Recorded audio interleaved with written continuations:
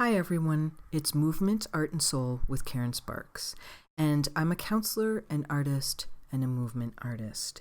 And today's topic on this channel, which is about your personal spiritual synthesis, journey towards enlightenment, individuation, healing, wholeness, words like that, is about some of the stumbling blocks that we can come across or barriers to our enlightenment, individuation, integration, wholeness, healing, etc. And I feel this is just going to be a real quick video around some basic ideas around that, and we can go further in depth into that over time. So when we're beginning to work on ourselves, or let's say you have been on a path for some time and you are seeking to delve in deeper and continue along your journey, one of the biggest stumbling blocks that we can come across is that we don't see ourselves as we really are. And so we do have these buffers to seeing things the way they really are. I've used this example of the Emperor's New Clothes story that I read when I was much younger. And I would laugh at it because I had experiences like that growing up where people, like either in groups or in family or wherever, seemed to agree to a certain situation that I could see was not so. So in this story, the child sees that the emperor is actually naked, even though the emperor believes that he has this beautiful deck of clothing that was weaved for him in a very special way. So this idea around seeing ourselves as we really are is like the emperor. The emperor could not see himself as he really was, and he was duped. And I mean, he had his own story, right, around what would lead him to believe he actually had clothes on and pay someone to make him something out of a type of fabric that only other people could see. That is just so incredibly amazing. He's all decked out. He's all dressed up to whatever standard he thinks he has. Where a child would say the truth, hey, he's naked. And everyone else would try to shut that child down. Be quiet. What are you talking about? Whether it's based in fear of speaking up to the emperor, or whether it is that they think I better not say anything because it'll look like I'm crazy. Maybe he does have clothes on, and what do I know? So when we can't see ourselves as we really are, that can become a real problem. And it has been a problem for many of us on this journey. When we get either to a place of resistance internally, or, there could be a host of other reasons why that we won't see into the mirrors that are being presented to us through life. I mean, at this point in my journey, every single thing I do, everywhere I've put myself for a very long time now, teaches me something. Doesn't matter where I am, what I'm doing in the house, I still have a mirror within myself. I have a mirror with my animal friends I work with people, with groups, wherever I go. So it assists me in helping me to see myself more clearly, because I want to be open to those mirrors. I want to be open to see. I don't always like what I see. You may not always like what you see. Get used to looking into the mirrors. Get used to coming to see yourself the way you really are. The second thing is illusions. Sometimes our dreams are shattered. Sometimes that's a good thing. Sometimes it doesn't feel like a good thing. But when it shatters an illusion of something that isn't true, and we wake up more deeply, it's a good thing. So illusions can keep us trapped. We can believe things that aren't true, and we can imagine something that isn't really there. Could be whether you're with a person and you have illusions about what they're like, whether you're on a particular path, or you have a teacher, or you have a work environment, or you've bought into an idea about something, whether it's materialism, or you see things a certain way about life and all of a sudden that's shattered. Illusions, busting illusions, is actually very healthy for you. the more you can see things more clearly about yourself and the people around you, then your path furthers for you. Number 3, having the correct information. This is an information age. Also, being in the age of Aquarius now, we are bombarded and going to be even further bombarded with many developments along the mind and knowledge. Information is wonderful. Proper application of information in a way that creates harmony and uplifting and beneficial things for people, for yourself personally, for people around you, for society, for the world. These things are great. We have a lot of incorrect information. With the tech being the way that it is, many people share information that's not correct. Since this channel is about personal synthesis, individuation, enlightenment, and so on, one thing I see rampant in society today is dilution of teachings which are full of incorrect information, along with a lot of really great information. But certain things have become lost, distorted, and changed. Things that are actually really true. I have heard teachers, quote unquote teachers, young, inexperienced, or maybe themselves, they could be a bit older and just inexperienced, or maybe they were taught something that wasn't correct. So things that are actually correct and are experienced by many people, some people are actually misinterpreting information and spreading that incorrect knowledge. So one of the things you have to do is sort through it, right? It takes time. It takes time, but it's a level of discernment within yourself.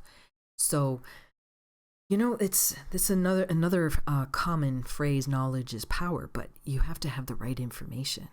You have to have the right information. Very important. There was, for example, just a simple thing. When I lived in the country, my dogs would get sprayed by skunks every now and again. So one of the times I looked up a recipe online, I found it, used it, and thought, geez, that's really not great. Didn't do much difference there for me. This doesn't seem to be working. Well, I had come across something that actually wasn't very good. So that's an example. But it's an example of a personal nature with dogs. When I talk about your personal spiritual journey, there's going to be many things for you to sort through. You're going to have to find out for yourself by time, personal experience, self-reflection, and seeing how you develop over time. You have to develop your mind. You have to have proper discernment. And I'm not going to say that's going to be easy to sort through, because when you go places, you imagine, oh, well, this person must know. It's not always true. Not always true. So another point I want to bring up, because we could talk a lot about each one of these, like we could do a separate video. I could talk probably over an hour on each topic at least. That's the depth of that, right?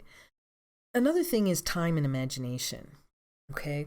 So when people are working on themselves, they imagine many things that aren't true. This could also fall under the category of illusions, but when I say imagine, so I think there are a lot of things people think maybe very similar to the superhero movies that are out there these days, that some kind of magic thing is going to happen and suddenly I'm just going to be there.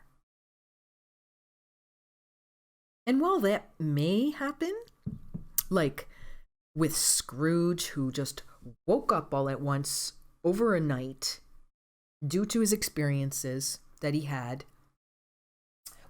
at night, most of the time for people, it doesn't really work that way where things happen all at once. You can have a period of time where incredible and amazing things happen, but over the test of time, this is what is important, is that we need to give it the test of time. So people think, well, time is a tricky thing. Oh, this person's a true yogi because they've been doing it since 13 years old. Well, maybe, maybe not. Because what exactly were they doing? What exactly were they taught? How have they been applying that? How far have they been able to personally come due to their own inner level of being and ways of developing? So another person could be an amazing yogi starting at 13, having applied it in a certain way, having had certain teachings, and having had the internal ability to attain different levels throughout their life. So we can't make assumptions, in other words. This person's been a yogi since 13. Great. I don't know what that means. This person's been doing this since 6 years old. Okay, great. I don't know what that means. This person started at 50. Okay, that still doesn't tell me anything. This person started at 30, at 20, at 70, at 60, at 25, at 22. It doesn't matter. What matters is the individual. Because we are at different levels of being already. And that's going to be a topic for another thing.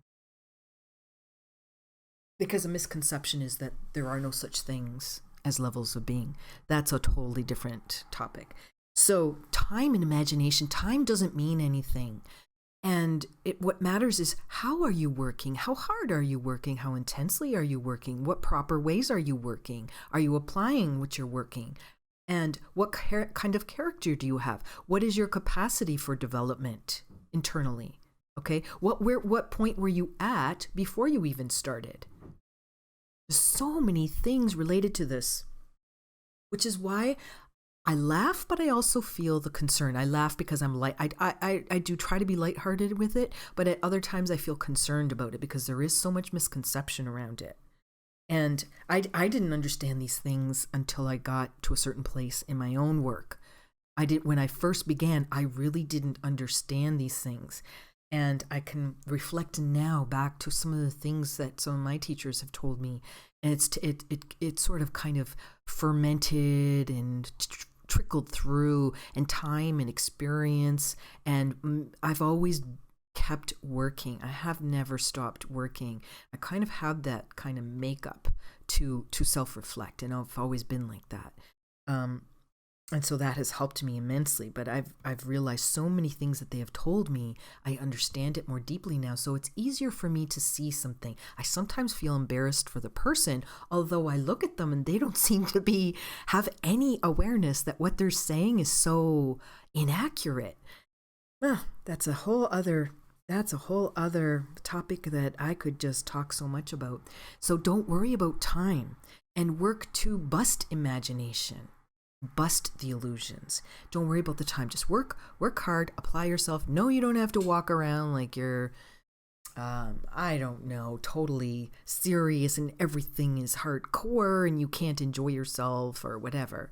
I'm both serious and lighthearted at the same time, depending on the nature of the subject or how I'm feeling that day. But I don't find myself very rigidly just being one way. I find life is, again, can be both, when you're walking this path, serious and also light, because we don't want to carry these burdens around to weigh us down so much that we can't see the beauty and can't have fun at the same time when the moment is right for that. And another one, this is the last one for today that I'm going to talk about, and that is that many of the masters have talked about how we are mostly asleep. One of the biggest traps is imagining we're awake when we're asleep. Imagining we're somewhere along the path when we're not that place on the path at all. And so this kind of ties up with all the other ones, like seeing yourself as you really are, busting illusions, getting the correct information, contemplating time and imagination, and being awake versus imagining being awake. So those are some of the pitfalls that we can find along the way. There are many others, like spiritual arrogance, just arrogance itself when we imagine, but see, they all tie up into it, because we can become arrogant if we imagine ourselves to be somewhere we're not, which is why when we've been humbled, that can actually be a very positive thing, because you can begin to see yourself as you really are through humbling experiences. And there's just so many different ways in which we can fall along these paths, because we can also repeat patterns and stuff like that. But life and these journeys are like a spiral. Sometimes when we're really dedicated, very dedicated to walking the path, we may find ourselves in a similar situation, but it's not quite the same, is it? Because when we start to work through it, we realize, oh no, I've climbed up a different rung on this ladder, if you want to use the metaphor of a ladder or a spiral. You could say, no, I've actually climbed up to a different level of awareness now as a result of that, imagining that I actually fell when it was just, I needed to go down to come up again higher. And these experiences that we go through personally and spiritually bring us to different levels, bring us to different places on our path. And the important thing is to embrace the mirrors in everyday experience, to reflect. Self-reflection is huge. And so I hope that this video has brought you some light upon the work on your personal spiritual journey, and to encourage you to keep going, whether you're doing that through initially coming in to look at some things in your life. Perhaps that awakens you to some deeper things that you can learn and can assist you in growing, finding that path for yourself, because ultimately it is your journey towards wholeness, healing, enlightenment, and synthesis. Until next time, please like, subscribe, and or pass this on to someone else that you imagine might be interested or going through something that this could be very helpful to them. Thank you for joining me.